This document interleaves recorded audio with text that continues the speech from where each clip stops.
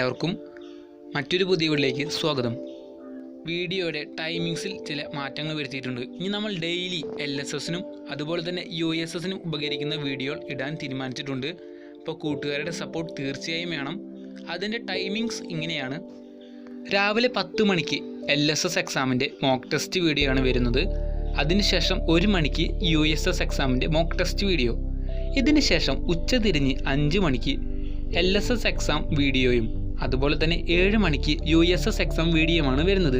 അപ്പോൾ കൂട്ടുകാർ ഈ ടൈമിങ്സ് പ്രത്യേകം ശ്രദ്ധിക്കുക. ഈ സമയങ്ങളിൽ ഞങ്ങളുടെ BQ ചാനൽ സന്ദർശിക്കാൻ പരിശ്രമിക്കുക. അതുപോലെ തന്നെ നോട്ടിഫിക്കേഷൻസ് വന്നാൽ വീഡിയോ കാണാൻ ശ്രദ്ധിക്കുക.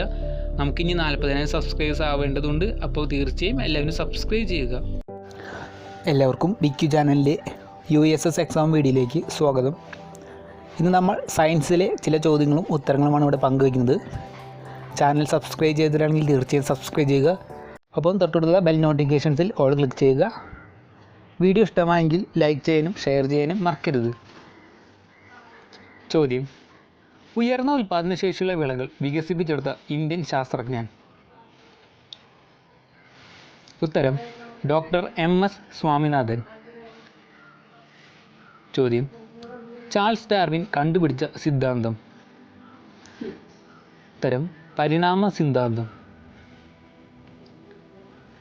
ചോദ്യം: സസ്യങ്ങൾ ഭക്ഷണം പാകം ചെയ്യുന്നതിനായി ഉപയോഗിക്കുന്ന വാതകം. ഭക്ഷണം പാകം ചെയ്യുന്നതിന്. ഉത്തരം കാർബൺ ഡയോക്സൈഡ്. ചോദ്യം: വായു എന്നത് വാതകങ്ങളുടെ ഒരു ഡാഷ് ആണ്. ഉത്തരം മിശ്രിതം അഥവാ മിക്സ്ചറാണ്. എയർ എന്നതൊരു മിക്സ്ചറാണ്. ചോദ്യം: അന്തരീക്ഷമർദ്ദം കണ്ടുപിടിക്കുന്നതിന് ഉപയോഗിക്കുന്ന ഉപകരണം.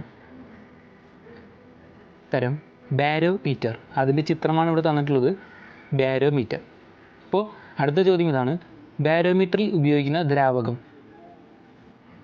ഉത്തരം മെർക്കുറി. മെർക്കുറിയാണ് ഉപയോഗിക്കുന്നത്. അതിൻ്റെ ഹൈറ്റിൻ്റെ വ്യത്യാസം അനുസരിച്ചാണ് നമ്മൾ അന്തരീക്ഷമർദ്ദം കണ്ടുപിടിക്കുന്നത്. ചോദ്യം: ഉയർന്ന പ്രദേശങ്ങളിൽ വായുവിൻ്റെ മർദ്ദം അഥവാ പ്രഷർ, എയർ പ്രഷർ ജലനിരപ്പിൻ്റെ മർദ്ദത്തെക്കാളും വാട്ടർ പ്രഷറിനേക്കാളും ഡാഷ് ആയിരിക്കും.